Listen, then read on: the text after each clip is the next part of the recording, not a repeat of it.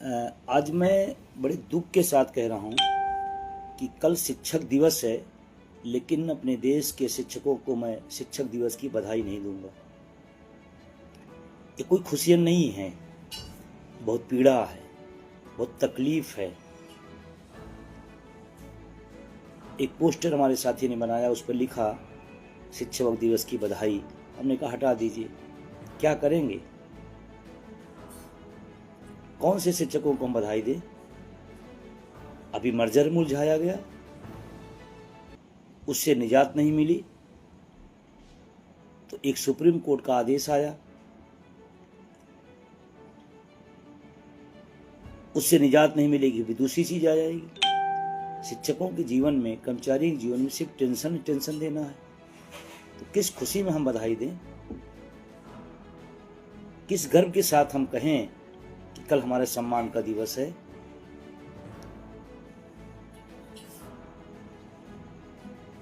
ये बात थोड़ा असहज जरूर है, लेकिन सच्चाई आज की यही है। कुछ चंद लोगों को शिक्षक सम्मान दे देना, राज्यपाल राष्ट्रपति पुरस्कार देना, शायद जो लोग पाते हैं, मैं उनका विरोध नहीं कर रहा हूं, उनके सुखद और अच्छे कार्य के लिए उनको बधाई देता हूं, लेकिन चंद शिक्षकों को सम्मान दे देने से पूरा शिक्षक समुदाय प्रफुल्लित है, कोई समस्या नहीं उसके आगे, इस बात की कोई गारंटी नहीं। मैं इधर लगातार जिन शिक्षक साथियों से मैं संवाद कर रहा हूं, कर्मचारियों से संवाद कर रहा हूं, मैं एक बात पूरे दावे के साथ कह सकता हूं, वर्तमान में सरकार शिक्षकों कर्मचारियों को सिर्फ पीड़ा देने पर, सिर्फ परेशानी उत्पन्न करने पर, सिर्फ तकलीफ पैदा करने पर, सिर्फ उलझन देने के अलावा शायद ही कोई काम कर रही है। और फिर शिक्षक सम्मान, किस बात का सम्मान? बुढ़ापे की लाठी छीन लिया, इस बात का सम्मान? नौकरियों में रोज टेंशन और अपमानित करने का, इस बात का सम्मान? अलग अलग तरीकों से रोज पूरे जीवन को टेंशन युक्त करने का सम्मान, किस बात के लिए? आज मैं बधाई देने की स्थिति में नहीं हूं, बहुत पीड़ा है। किसी विभाग में कोई समस्या, किसी विभाग में कोई समस्या। और मजे की बात देखें, जिस सरकार के लिए आंख नाक कान में बार बार कहता हूं शिक्षक कर्मचारी है, जिसके लिए वो दिन रात काम करता है, उसके द्वारा परेशान किया जा रहा है, उसके द्वारा पीड़ा दी जा रही है। अभी राष्ट्रीय कार्यक्रम में रखा गया कि शिक्षक दिवस पर पूरे देश का कर्मचारी, शिक्षक, अधिकारी, कन्याकुमारी से काश्मीर तक ओपीएस के लिए उपवास रहेगा। जिस दिन शिक्षक दिवस है, उस दिन शिक्षक उपवास पर रहे, कोई छोटी बात नहीं है। ये बहुत मानवीय संवेदना का विषय है, ये बहुत सोचने, गहनता से विचार विमर्श का विषय है। क्यों गया उपवास पर? और उपवास में हम सरकार को परेशान नहीं कर रहे हैं, हम उपवास में हम सड़कें जाम नहीं कर रहे हैं, हम उपवास में किसी को दर्द नहीं दे रहे हैं, हम अपने हक के लिए अपने को तकलीफ दे रहे हैं। तो महात्मा गांधी ने सत्याग्रह का रास्ता दिखाया, अपने आप को पीड़ा देकर के अपनी बात दूर लोगों तक पहुंचाना। उपवास क्या है? अपनी शरीर को, अपनी मन को, अपनी आत्मा को चोट देना, ये कोई खुशियां नहीं करा जा रहा। ओपीएस के लिए उपवास, मतलब सोचो, इस देश में, जिस देश में उपराष्ट्रपति जैसे पद पर बैठे वाला व्यक्ति पेंशन ढूंढ रहा है, जब पूरी दुनिया इस्तीफा देने के बाद धनखड़ को, दुनिया धनखड़ ढूंढ रही थी, धनखड़ जी पेंशन ढूंढ रहे थे। राष्ट्रपति का पेंशन 2 लाख, सांसद का 32,00,000, विधायकी का 45,000, 2-2 पौने 3 लाख रुपए पेंशन। और इस देश का निर्माता, इस देश का गढ़ने वाला कर्मचारी, उसको क्या? वहां एक नहीं, दो नहीं, तीन नहीं, चार चार, और यहां एक भी नहीं, और वो सब सक्षम लोग, और यहां सब लोअर मिडिल क्लास के लोग, गरीब गुरबा, किसान, मजदूर, घर के बच्चे आए हैं। उपवास शौक नहीं है, उपवास मजबूरी है इस सब सरकार को अपनी बात पहुंचाने का, कि हमारी भी पीड़ा है, हमारी भी समस्या है, हमारी समस्याओं पर समाधान किया जाए।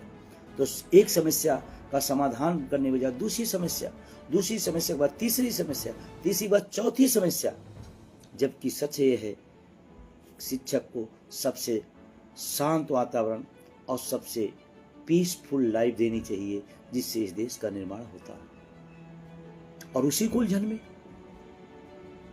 उसी को परेशानी में, ये अच्छी बात नहीं है। इसे देश का तरक्की नहीं होगा, इसे देश का डेवलपमेंट नहीं होगा। जिस शिक्षक के दम पर आप विश्वगुरु बनाना चाहते हैं, बनाने वाला ही टेंशन में है। सुप्रीम कोर्ट का जो निर्णय अभी आया है 1 से 8 तक पे, बहुत लोग सोच रहे 1 से 8 तक आएगा। मैं आपसे बता रहा हूं जल्दी सब जगह आएगा, ये भ्रम में न रखिएगा। कोई सेफ जोन में हो ये विश्वास नहीं रखिएगा। किसी आज, किसी का कल, किसी का परसों, नंबर सबका आएगा, कोई बचेगा नहीं। आप कल्पना करिए एक ऐसा आदेश। मैं सुप्रीम कोर्ट का सम्मान करता हूं, मैं न्याय व्यवस्था का सम्मान करता हूं, लेकिन मैं मानवीय दृष्टिकोण से निवेदन भी करता हूं।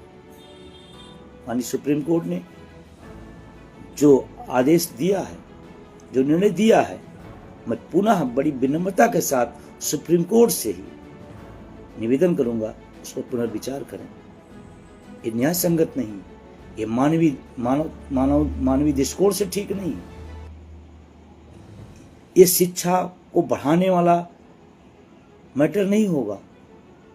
जब से ये घटना आई है सुप्रीम कोर्ट का, तब से शिक्षक टेंशन में है। कोई 20 साल, कोई 30 साल नौकरी कर चुका है, उस पर नई सेवा शर्तें आप जोड़ रहे हैं, क्योंकि उसने जो आपकी चीजें थी, सारी योग्यताओं को, सारी डिग्रियों को, सारे टेस्ट को निकाल के तब वहां खड़ा हुआ है। और आज आप फिर, इसका मतलब कि आप ये भी कहना चाहते, ये भी शिक्षकों पर एक अपमान है कि हम 20 साल से पढ़ा रहे हैं, 30 साल पढ़ा रहे हैं, हम पढ़ाने योग्य है या नहीं है, फिर से चेक किया जा रहा है। इसका मतलब हमने जो 20 साल पढ़ाया बच्चों को, वो सब बेकार था। तो मैं बड़ी विनम्रता से सुप्रीम कोर्ट से निवेदन करना चाहता हूं, आप न्याय के द्वार हैं, और जिस न्याय से, जिस फैसले से इस देश का शिक्षक वर्ग दुखी हो, जिस फैसले से शिक्षक वर्ग टेंशन में हो, वो शिक्षा का रास्ता बेहतरी का नहीं हो सकता है, वो बेहतरी का नहीं हो सकता। शिक्षक तो शांत स्वभाव का, शांत वातावरण में उसको वातावरण दीजिए, वो सब कुछ करने को तैयार है। बहुत पीड़ा हो रही है, और मैं तो सभी लोगों से अपील करूंगा कि हम माननीय सुप्रीम कोर्ट से भी और जो हमारी सरकार है उससे भी ये निवेदन करें कि इस तरह के जो फैसले हैं, जो निर्णय हैं, उसे वापस लिया जाए। हमारे पास लगातार लोगों को फोन आ रहे हैं कि सर इस पर क्या होगा। मैं आपसे कहना चाहता हूं, जिस दौर में सबको इकट्ठा होना चाहिए, उस दौर में लोग अलग अलग बंटवारे की बात करते हैं, जबकि तमाम ऐसे इशू हैं जहां पर कोई भी मत भिन्नता नहीं होनी चाहिए। और अटेवा एक जिम्मेदार संगठन है, एक बड़ा संगठन है। उस बड़प्पन में, उस जिम्मेदारी के साथ मैं कह सकता हूं, जब शिक्षक हित सुरक्षित रहेगा, जब शिक्षक हित होगा, तो सब संगठनों का हित होगा। इसलिए इस विषय पर सारे लोग एक साथ खड़े होकर के अपने जो एक व्यापक रणनीति बना करके इस पर काम किया जाए, और सुप्रीम कोर्ट से भी निवेदन किया जाए, सरकार से भी निवेदन किया जाए कि ये जो गलत फैसला हुआ है, ये जो फैसला अव्यवहारिक आया है, इसको वापस किया जाए। और इसमें जो भी बन पड़ेगा, मैं इस लड़ाई में, क्योंकि शिक्षक हम शिक्षक हैं और हमारी पहली पहचान शिक्षक से होती है। संगठन, गुट, विभाग बाद में आते हैं। और जो लोग अभी इसके दायरे में नहीं, वो सोच रहे हो कि हमसे क्या लेना देना है। ये बात मैं पहले दिन से कह रहा हूं। आज इन पर आप चुप रहेंगे, कल आपकी बारी आएगी तो आप पर कोई नहीं बोलेगा। इसलिए सभी लोग साथ खड़े हुए। और कल एक पीड़ा तो थी, कल एक दूसरी पीड़ा भी 2 दिन 3 दिन पहले जुड़ गई। तो इसीलिए हम सब कल उपवास रहेंगे। आप स्कूल में रहें, कार्यालय में रहें, कॉलेज में रहें, जहां भी रहें उपवास पर रहें। और समूह में भी हैं तो समूह में रहें, व्यक्तिगत हैं तो व्यक्तिगत रहें, घर पे हैं तो घर में परिवार के साथ रहें। जहां भी रहें, कल आप अपने इस अधिकार और इस सम्मान के लिए उपवास पर रहें। सरकार के पास समय से जा रहा है। मेरे पास लगातार फोन आ रहे हैं, कभी लाइव का फोन आ रहा है, कभी आईबी का फोन आ रहा है, कभी उनका फोन आ रहा है। हम बिना लाखों भीड़ किए भी एक बड़ा मैसेज उपवास के माध्यम से दे सकते हैं सरकार को कि ऐसे कौन से कारण हैं जिसके लिए उपवास रहना पड़ा। और हम तो कहते हैं सुप्रीम कोर्ट को भी विनम्रतापूर्वक न्यौछावर करते हुए कल ये आदेश जो आया है उसके पीड़ा के तहत हम उपवास पर रहेंगे।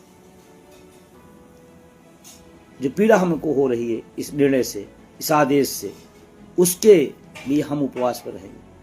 ये भी कल के उपवास में जोड़ा जाएगा। और कल के बाद इस पर व्यापक रणनीति बनाकर कि कैसे क्या हो सकता है, इसको आगे हम लोग ले चलेंगे। हम सब उम्मीद करते हैं आप सबसे कि आप इसमें साथ देंगे। जब शिक्षक हित की बात आएगी, जब समुदाय, कर्मचारी समुदाय की बात आएगी, तो हम सबको एक साथ खड़ा होना होगा। और मैं तो कहता हूं अपने साथ न्याय का द्वार होता है।